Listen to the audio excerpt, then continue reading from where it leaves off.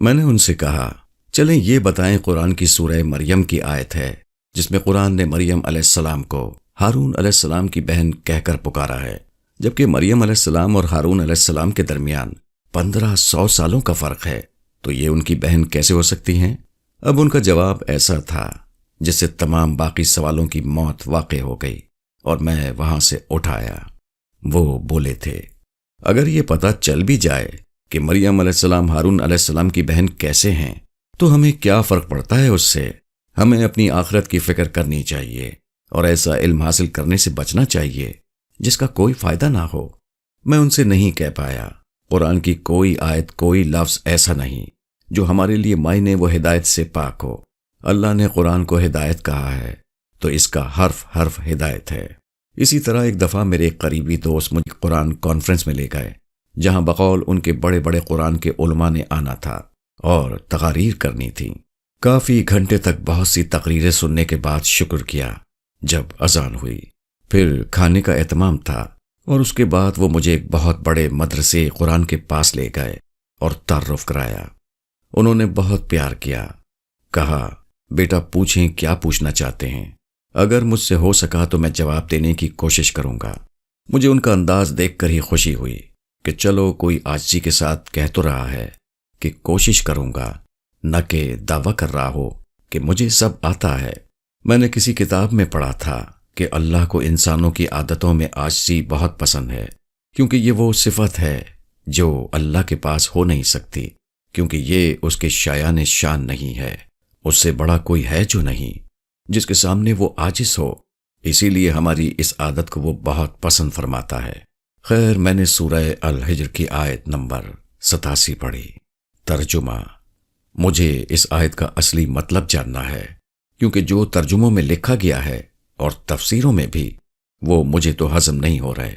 انہوں نے بہت پیار اور مسکراہٹ سے میری بات سنی، پہلے آیت دہرائی اور پھر اس کا ترجمہ بولے اس طرح سے۔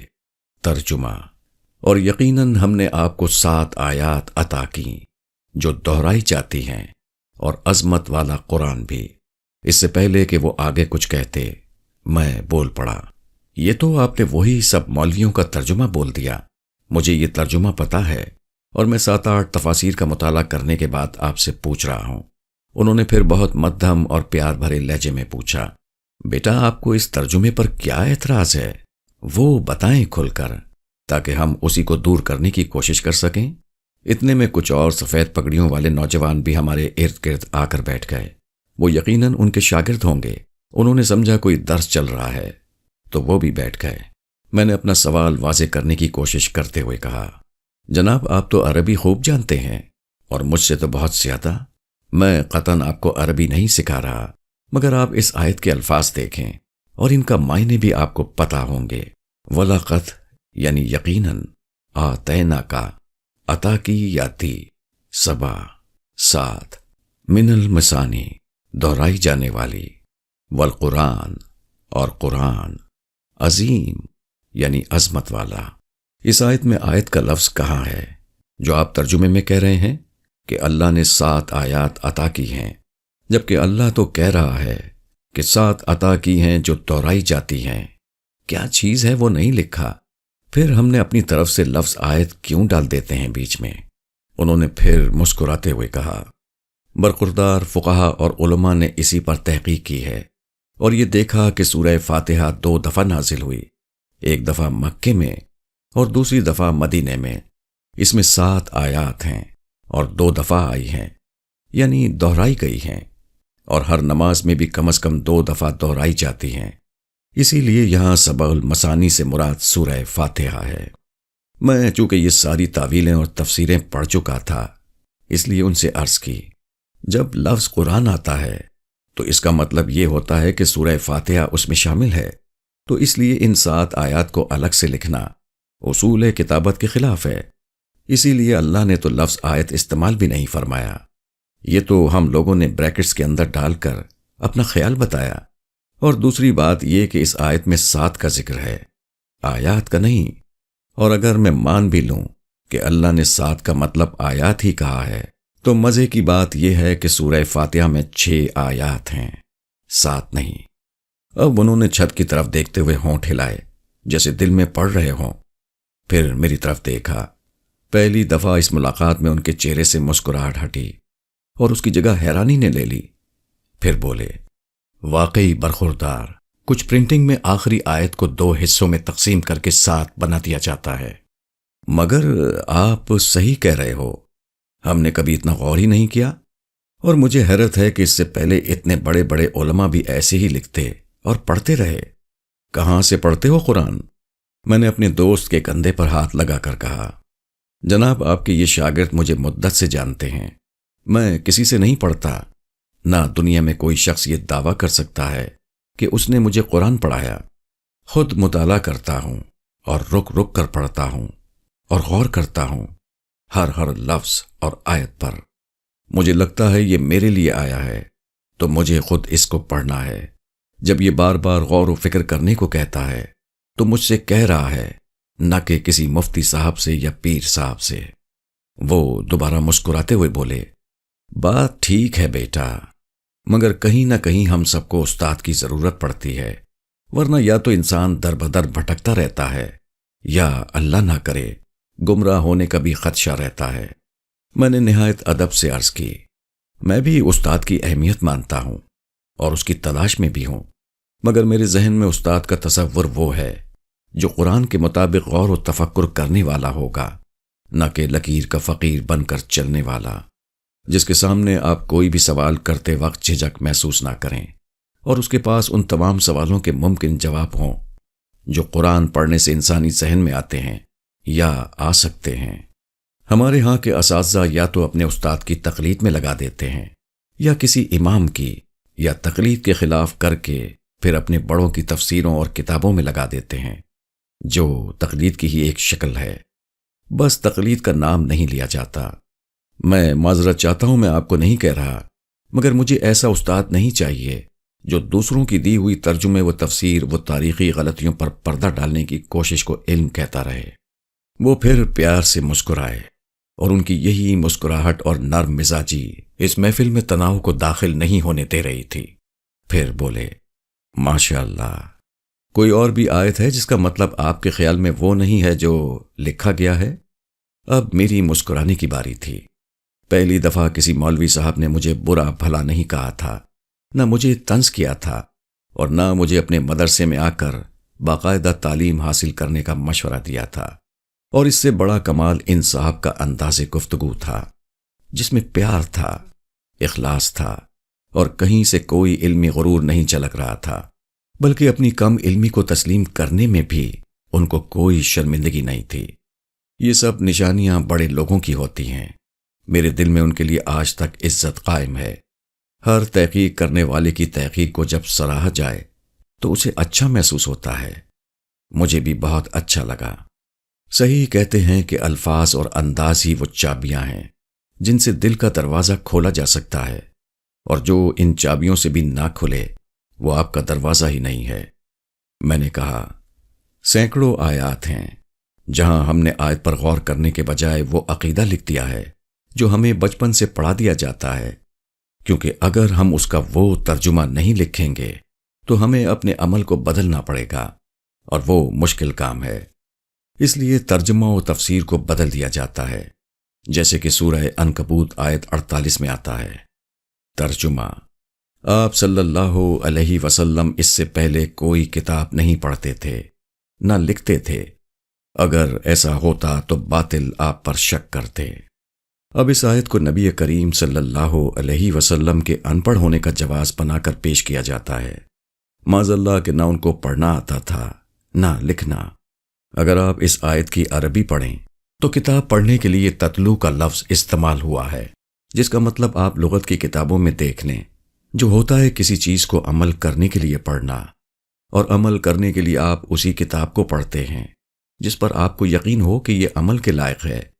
تو اللہ کہہ رہا ہے، رسول اللہ کسی بھی کتاب کو اس قابل سمجھ کر نہیں پڑھتے تھے کہ اس پر عمل کیا جائے، اور جو پوری انسانیت کو پڑھانے آیا تھا اس کو ہم نے معاذ اللہ ان پڑھ ثابت کر دیا اور اپنے آپ کو پڑھا لکھا۔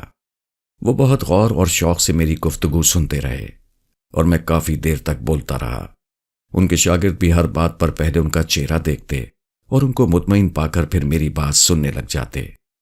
سورہ نساء آیت 136 کا دیکھیں، ہم نے کیا حال کیا تفسیر میں۔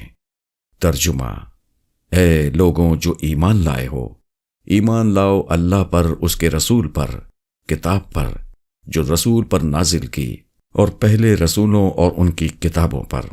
اب دیکھیں اس آیت میں بھی کس کو مخاطب کیا گیا ہے؟ جو ایمان لائے ہیں، اور انہی کو کہا جا رہا ہے ایمان لاؤ اللہ پر، رسولوں پر اور کتابوں پر۔ اگر وہ ان 3 چیزوں پر ایمان ہی نہیں لائے ابھی تک، تو پھر ان کو ایمان والے کیوں کہہ کر بلایا جا رہا ہے؟ یعنی ایمان کسی اور چیز کو بھی کہتے ہیں، کیونکہ ایمان والے کہہ کر حکم دیا جا رہا ہے کہ اب اللہ پر، رسولوں اور کتابوں پر بھی ایمان لاؤ۔ المیہ یہ ہے کہ تفسیر کرنے والوں نے لکھ دیا کہ ایمان والوں سے جب کوئی غلطی یا گناہ ہو جائے تو ان کے لیے کہا جا رہا ہے کہ وہ دوبارہ ایمان لائیں۔ کتنی عجیب بات ہے نا کہ غلطی یا گناہ ہونے کی صورت میں ان کے ایمان کی ڈگری جعلی ہو گئی اور اب ان کو دوبارہ امتحان دینا پڑے گا۔ تو جس کا میٹرک میں ایک بھی مضمون فیل ہو جائے اس کو میٹرک پاس تو کہا ہی نہیں جا سکتا، جبکہ اللہ پھر بھی ان کو ایمان والا کہہ رہا ہے۔ وہ اپنے شاگردوں کو دیکھ کر بولے، بیٹا لکھ لینا، بعد میں یاد نہیں رہتی، اور وہ ساتھ ساتھ لکھنا شروع ہو گئے، اور میں چپ ہونے کا نام نہیں لے رہا تھا۔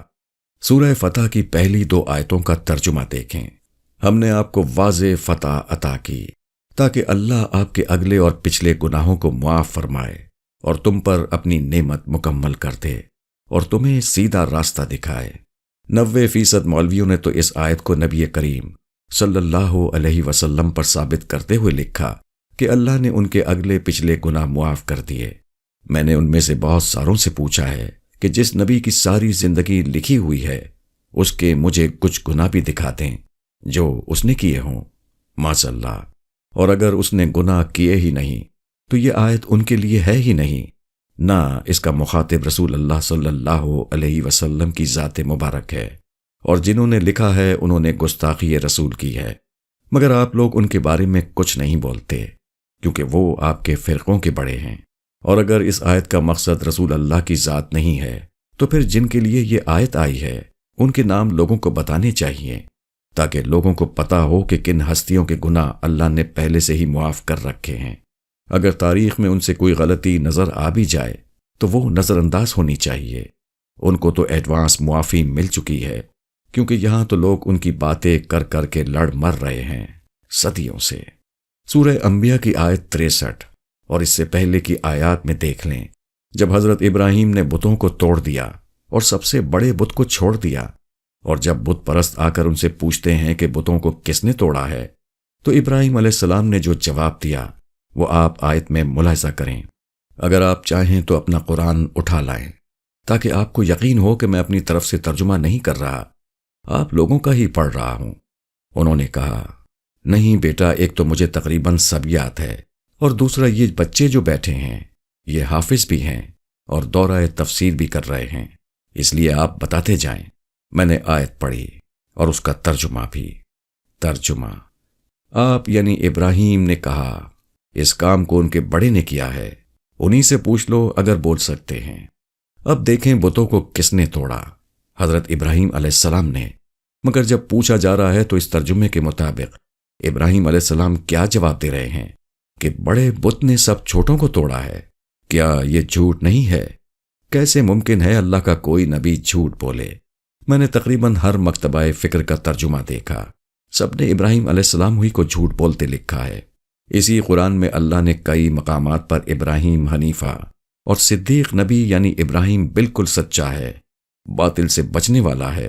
ایک تو ہم سب کا ایمان ہے کہ کوئی بھی نبی جھوٹ نہیں بول سکتا، اوپر سے ابراہیم علیہ السلام کو اتنی بار سچا بولا گیا الگ سے، تو جو بالکل سچا ہو وہ جھوٹ کیسے بول سکتا ہے؟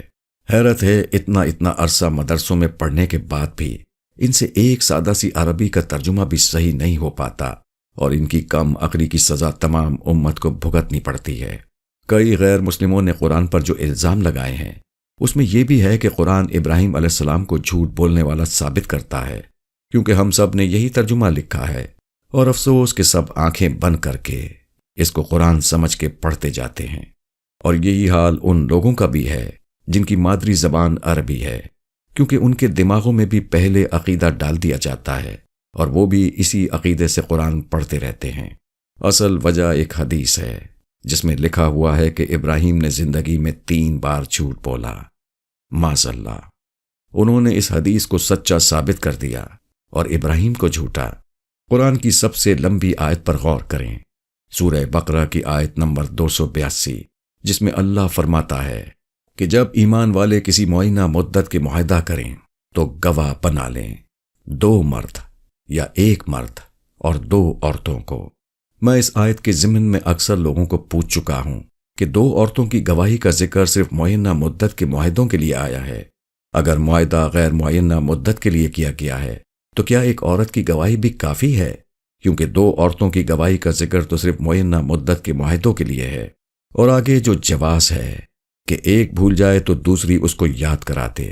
اب دیکھیں ذل کے لفظ کا مطلب بھی انہوں نے بھولنا ہی لکھ دیا، کیونکہ ثابت کرنا تھا کہ 2 عورتوں کی گواہی ضروری ہے، کیونکہ ان کے مطابق صرف عورت ہی بھول سکتی ہے، ورنہ ذل کا مطلب تو صاف گمراہی کی طرف جاتا ہے۔ میں نے ان کے ایک شاگرد کی طرف اشارہ کرتے ہوئے پوچھا، بھائی آپ بتائیں مومن کسے کہتے ہیں؟ یقین جانے میرا مقصد آپ کا علم دیکھنا نہیں ہے، میں صرف ایک تمہید باندھنا چاہ رہا ہوں اور اس میں مجھے آپ کا خیال جاننا ہے۔ وہ فوراً بولے، مومن وہ ہوتا ہے جس کے دل میں ایمان پایا جائے، جو خدا اور رسول اللہ صلی اللہ علیہ وسلم کے آگے اس طرح جھک جائے کہ اس کے دل میں خدا اور رسول کے بارے میں کوئی بھی شک باقی نہ رہے۔ میں نے کہا، جی بالکل یہی، یا ایسی ہی تعریفیں آپ کو سب کتابوں میں ملتی ہیں، تھوڑے سے الفاظ کے بدلاؤ کے ساتھ۔ اب غور کریں، مومن کی تعریف میں جو بھی نشانی بتائی جا رہی ہے وہ دل میں ایمان کا ہونا ہے، چاہے اللہ کے بارے میں ہو یا رسول اللہ صلی اللہ علیہ وسلم کے بارے میں یا باقی چیزوں کے بارے میں، جیسے فرشتے، کتابیں، جنت، دوزخ وغیرہ۔ اب عام طور پر کسی کو پتہ نہیں چلتا کہ کون مومن ہے۔ میں اسی مومن کے بارے میں اس محفل میں پوچھوں تو نہ کوئی کسی کو دعوے سے مومن کہہ سکتا، نہ اپنے آپ کو، کیونکہ ہمارے مطابق نشانیاں ہی ایسی ہیں جن کا اللہ کو پتہ ہو سکتا ہے یا روز قیامت سامنے آئے گا کہ کون مومن ہے۔ یہ تھا ہمارا تصور مومن کے بارے میں۔ اب دیکھتے ہیں اللہ اور قرآن کیا کہتا ہے مومن کے بارے میں۔ سورہ نساء کی وہ لمبی آیت دیکھیں جس میں اللہ فرما رہا ہے کہ ترجمہ، کسی مومن کو کسی مومن کا قتل کر دینا زیب نہیں دیتا مگر غلطی سے، اور جس سے قتل ہو جائے مومن غلطی سے تو آزاد کرے ایک غلام مومن، اور خون بہا ادا کیا جائے اس کے گھر والوں کو۔ یہ لمبی آیت ہے، میں پوری نہیں پڑھ رہا، مگر آپ دیکھیں کہ مارنے والا بھی مومن ہے اور مرنے والا بھی مومن ہے، اور جس کو آزاد کرنا ہے اس کا مومن ہونا بھی ضروری ہے، اور اتنا واضح ہے کہ پتہ چل جائے گا واقعات دیکھتے ہی یا سنتے ہی۔ قرآن کے مطابق مسلمان اور ہے، مومن اور، جیسے کہ قرآن خود کہہ رہا ہے، یہ عربی کہتے ہیں ہم ایمان لے آئے، ان سے کہیے ابھی تم ایمان نہیں لائے، بلکہ تم کہو کہ ہم مسلمان ہوئے ہیں، اور ابھی تو ایمان تمہارے دل میں داخل بھی نہیں ہوا۔ کتنا واضح ہے مسلمان اور مومن کا فرق۔ ہم تو مومن کی نشانیاں ہی ایسی بتاتے ہیں کہ قیامت سے پہلے پتہ ہی نہیں چلے گا کہ کون مومن ہے، مگر اللہ کے نزدیک اتنا واضح ہے کہ فوراً پتہ چل جائے گا۔ مطلب یہ ہوا کہ ہم سے مومن کی تعریف کرنے میں بھی کوئی غلطی ہو گئی ہے، اس کو ٹھیک کر لینا چاہیے، اور وہ تعریف ایسی ہوگی کہ انسان کو جانتے ہی پتہ چل جائے کہ یہ مومن ہے۔ اس طرح دیکھیں سورہ نور کے آغاز میں ہی کیا ترجمہ لکھا گیا، یہ سن کر تو انسان پریشان ہی ہو جاتا ہے۔ ترجمہ، زانی صرف نکاح کرے زانیہ یا مشرکہ عورت سے، اور زانیہ صرف نکاح کرے زانی یا مشرک سے، اور یہ کام ایمان والوں پر حرام ہے۔ اب ان کے ترجمہ اور زنا کے تصور کے مطابق اگر کوئی مرد زنا کر بیٹھے تو وہ شادی بھی کسی زانیہ عورت سے ہی کرے۔ ایسا مرد کوئی دکھا سکتا ہے مجھے؟ یا کوئی ایسی زانیہ عورت دکھائے جو زانی مرد سے ہی شادی کرے؟ انسان خود جتنا مرضی برا ہو، وہ ہمیشہ اپنا پارٹنر پاک صاف چاہتا ہے۔ پھر زانی اور زانیہ جس سے نکاح کریں وہ مشرک یا مشرکہ ہو، یہ تو حد ہی ہو گئی ہے۔ یعنی ان کے مطابق اگر کوئی مرد یا عورت زنا کر بیٹھے تو اس کی شادی کسی مشرک یعنی بت پرست سے ہونی چاہیے۔ یہ لکھتے وقت ان کی عقل کہاں چلی جاتی ہے، اور مجھے حیرانی ہے کہ پڑھنے والے نہ غور سے پڑھتے ہیں، نہ کوئی ان کو جا کے پوچھتا ہے کہ یہ کیا لکھا ہے آپ نے۔ مگر یقین کریں، نہ کوئی پڑھتا ہے، نہ کوئی سوچتا ہے، نہ کوئی عمل کرتا ہے، کیونکہ اس آیت کے ترجمے کے مطابق اگر ہمارے گھر کی کوئی بچی زنا کر بیٹھے تو اس کی شادی کسی بت پرست سے کی جا سکتی ہے۔ اب اگر آپ کو یہ بات بری لگ رہی ہے تو جا کے ان صاحبان کو پکڑیں جنہوں نے یہ ترجمہ اور تصور پیش کیا ہے۔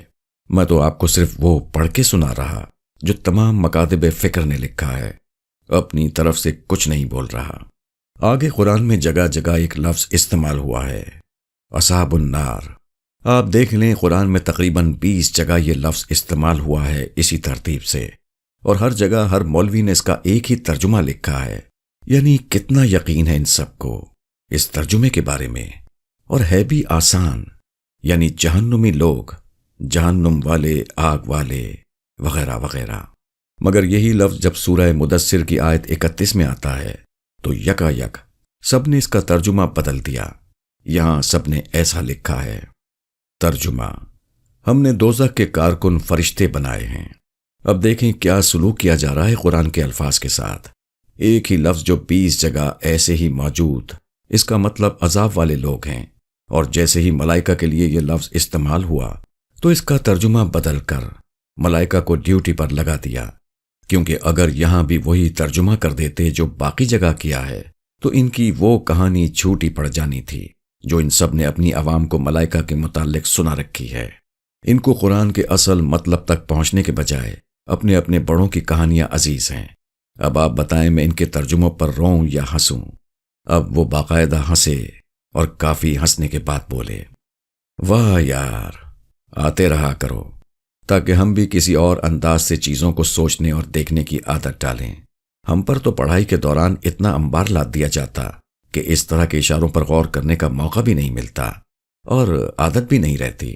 یہ پہلا اور آخری انسان تھا جس کو میں اپنی اس تلاش کے دوران ملا ہوں، اور اس نے کسی سوچ کو روکنے یا غلط قرار دینے کی کوشش نہیں کی، بلکہ افزائی کی، تاکہ اور لوگ بھی مختلف انداز سے سوچیں۔ اور اپنے شاگردوں کے سامنے یہ سب کچھ کہنے کے لیے آپ کو واقعی ایک بہت بڑا انسان بننا پڑتا ہے۔ وہ کہتے ہیں نا کہ بڑا انسان وہ ہوتا ہے جس کو دوسرا انسان یا چیز چھوٹی نظر نہیں آتی۔ اس طرح کے سینکڑوں واقعات ہیں، میں نے تو چند لکھے تاکہ آپ کو میری تلاش کا اندازہ ہو سکے۔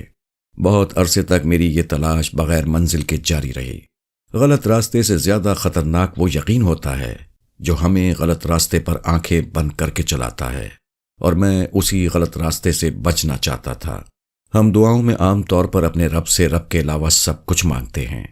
ایک رات میں نے اللہ سے دعا کی کہ یا اللہ، تو میرے دل کا حال جانتا ہے، مجھے کسی مسلک، مولوی، مفتی یا پیر صاحب کو سچا جھوٹا ثابت نہیں کرنا، مجھے صرف اپنے لیے ہدایت چاہیے، وہی ہدایت جس کو تو نے صراط مستقیم لکھا ہے، جو تیرے انعام یافتہ لوگوں کے پاس ہوتی ہے، جس کے بعد کوئی کنفیوژن باقی نہ رہے، صرف سکون ہو اور ٹھہراؤ۔ تو نے اپنے سب سے معزز نبی صلی اللہ علیہ وسلم پر قرآن اتارا، جنہوں نے اپنے اقربا اور اصحاب کو پڑھایا، سکھایا اور سمجھایا۔ میری ایک خواہش کہ میں بھی انہی سے سیکھوں جنہوں نے تیرے معزز رسول اللہ صلی اللہ علیہ وسلم سے سیکھا ہے، چاہے خواب کے ذریعے ہو یا حقیقت، یہ میں نہیں جانتا، مگر تو مسبب الاسباب ہے، ہر شے پر قادر ہے۔ اگر میری یہ خواہش جائز ہے تو اس کو پورا کر دے، اگر جائز نہیں ہے تو مجھے اس پر مطمئن کر دے اور میری ہدایت کا کوئی اور بندوبست فرما دے۔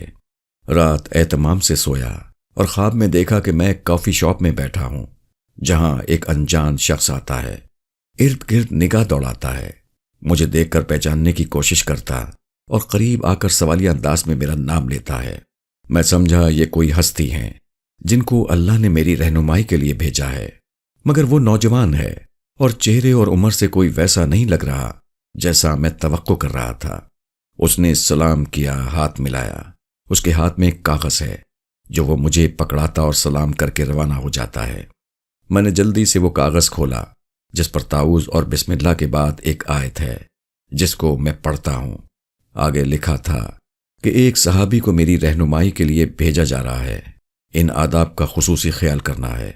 میں جلدی جلدی وہ آداب پڑھتا اور یاد کرتا ہوں تاکہ مجھے بھولے نہ، اور اتنے میں میری آنکھ کھل جاتی ہے اور یہ نصف شب کا وقت ہے۔ میں نے دوبارہ وہ آیت اور آداب دہرائے جو خواب میں دیکھے تھے، اور آنکھ ایسی بند ہوئی کہ ساری آنکھیں کھل گئیں۔ کافی شاپ پر بیٹھے بیٹھے میرے موبائل پر ایک دوست کی کال آئی جو ایک گاڑی خریدنے کیا ہوا تھا۔ وقت کی اہمیت کا تقاضا تھا کہ میں فون نہ اٹھاؤں، مگر اس نے مشورہ کرنا تھا مجھ سے، سو میں نے ان سے معذرت چاہتے ہوئے انداز میں فون اٹھایا۔ اسے ایک گاڑی مارکیٹ ریٹ سے 2 لاکھ روپے سستی مل رہی تھی۔ بیچنے والے کو ایمرجنسی تھی، اس لیے سستی مل گئی۔ میں نے 1 منٹ کے اندر اندر 2-4 باتیں کر کے کال ختم کی۔ تبھی انہوں نے کافی کا سپ لے کر کپ میز پر رکھا اور مجھے پوچھا، بیٹا تمہیں پتا ہے چیزیں اچانک سے منڈی کی قیمت سے کم پر کیوں مل جاتی ہیں؟ اس کی صرف 2 وجوہات ہوتی ہیں، یا تو بیچنے والے کی کوئی مجبوری ہوتی ہے یا کم علمی۔ دونوں صورتوں میں، مجبوری ہو یا کم علمی، اس کا فائدہ اٹھانا جائز نہیں ہے۔ کسی کی مجبوری کی صورت میں ہم بے حسی دکھاتے اور کم علمی کی صورت میں دھوکہ، دونوں جائز نہیں ہیں۔ مگر یہ تو وہ اپنی مرضی سے بیچ رہا ہے، ہم نے اسے مجبور نہیں کیا، میں نے جواز پیش کیا۔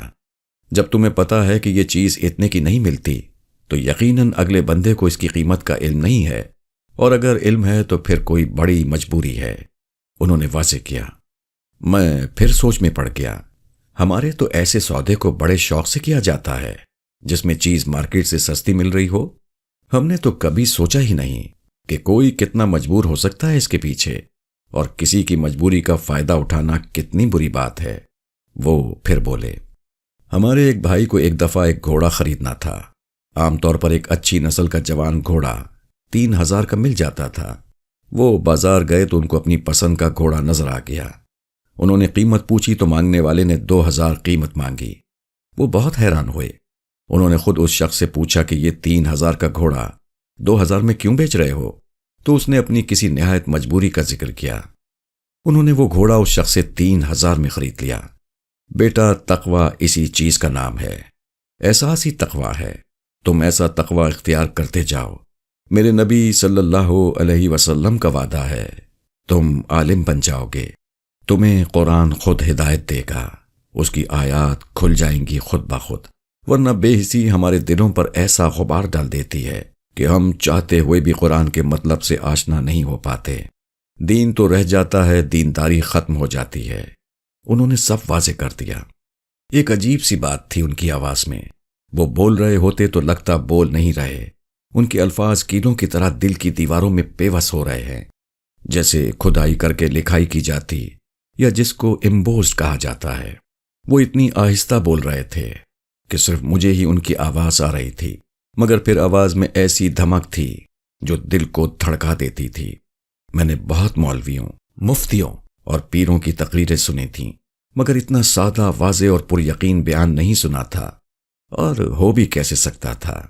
میں نے پوچھا، حضرت قرآن میں جو صلاۃ کا لفظ استعمال ہوا ہے وہ کیا چیز ہے؟ اور سب جگہ اس کو قائم کرنے کا حکم ہے، نہ کہ پڑھنے کا؟ وہ خوش ہو کر بولے جیسے اس سوال کے منتظر ہوں۔ وہ بولے، صلاۃ کی روح یہی ہے کہ اس کو قائم کیا جائے۔ قرآن نے 100 سے زیادہ مرتبہ جس صلاۃ کا ذکر فرمایا ہے اس کو ہمیشہ قائم کرنے کو کہا ہے۔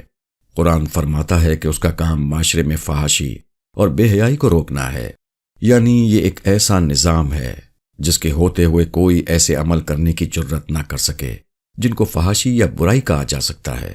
اسی لیے قرآن نے اس کو قائم کرنے والوں کے لیے شرائط بھی رکھی ہیں، جیسا کہ میں اپنے الفاظ میں قرآن کی کچھ آیتیں بیان کرتا ہوں۔ جب حکومت دی جائے گی تو صلاۃ قائم ہوگی۔ سورہ حج آیت 41۔ صلاۃ قائم کرنے والے راسخ العلم لوگ ہوں گے۔ سورہ النساء آیت 162۔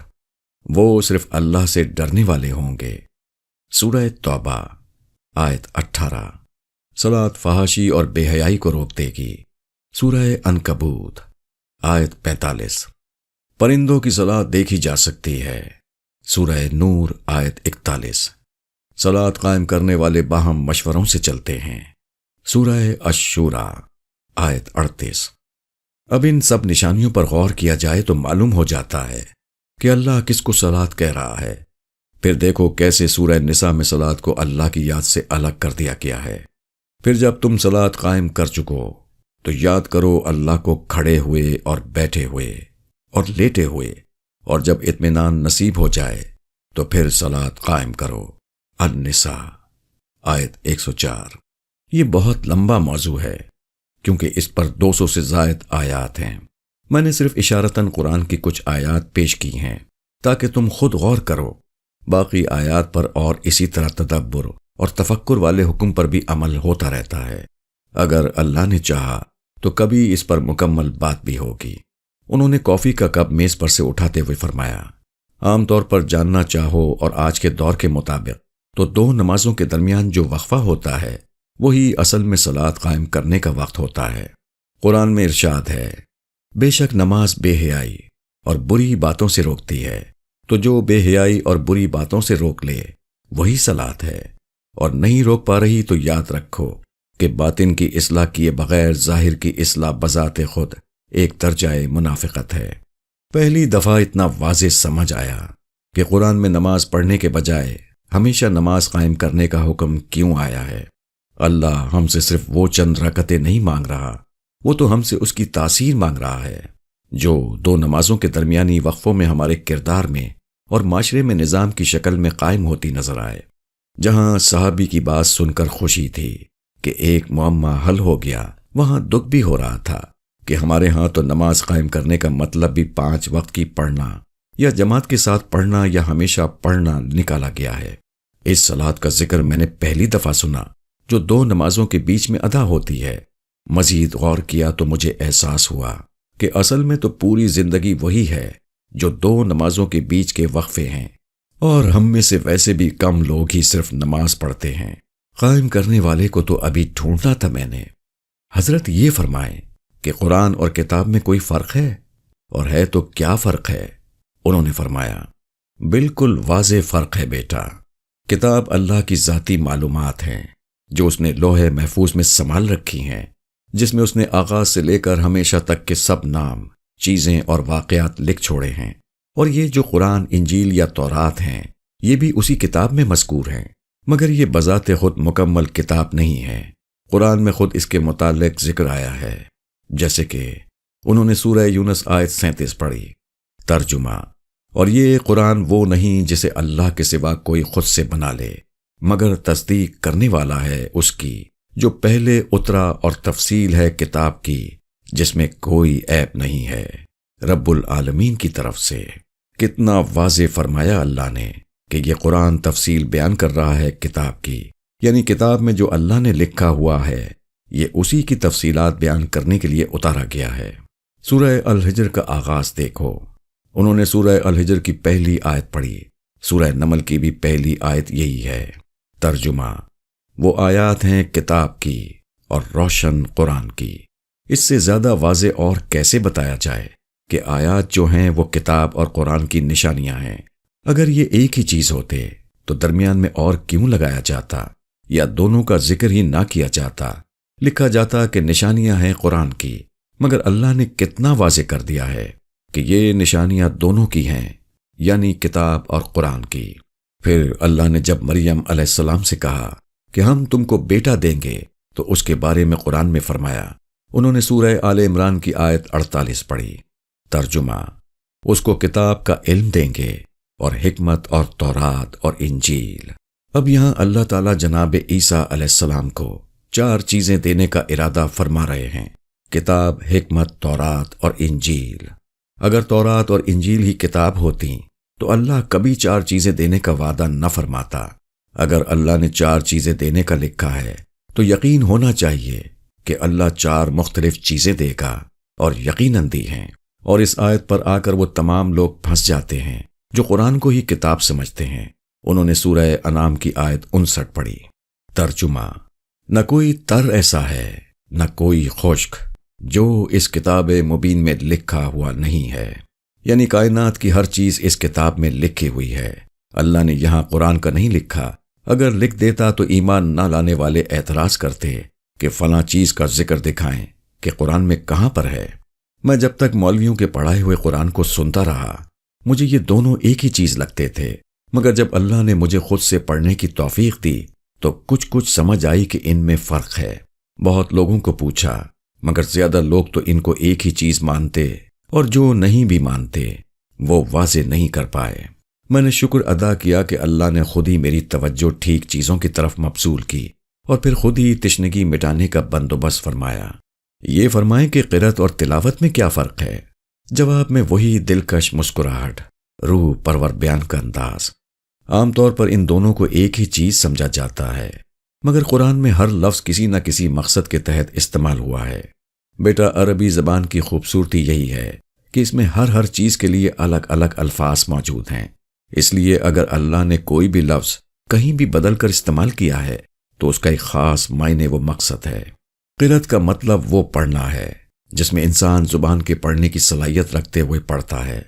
جیسے کوئی بھی زبان آپ تبھی پڑھ سکتے ہیں اگر آپ اس کو پڑھنے کے بنیادی اصولوں سے واقف ہیں، جیسے کہ اس کے ہجے، الفاظ، جملے، صرف نحو اور تجوید وغیرہ۔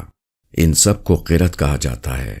اب جب انسان کوئی زبان پڑھنا سیکھ جائے تو اس زبان کی ساری کتابیں پڑھ سکتا ہے۔ اگر معنی سمجھے یا غور کیے بغیر پڑھتے جاؤ تو یہ قرأت ہے۔ اسی لیے عموماً قاری اسی شخص کو کہا جاتا ہے جو قرآن کی عربی زبان کو پڑھنے کا فن جانتا ہو۔ اب آتے ہیں تلاوت کی طرف، جس کا مطلب ہے قرآن کو عمل کرنے کی خاطر پڑھنا۔ جو لوگ قرآن کو اس نیت سے پڑھتے ہیں کہ اس کو سمجھا جائے اور اس پر عمل کیا جائے، وہ تلاوت قرآن کر رہے ہوتے ہیں، اور یہ بہت بڑا مقام ہے صرف قرأت کے مقابلے میں۔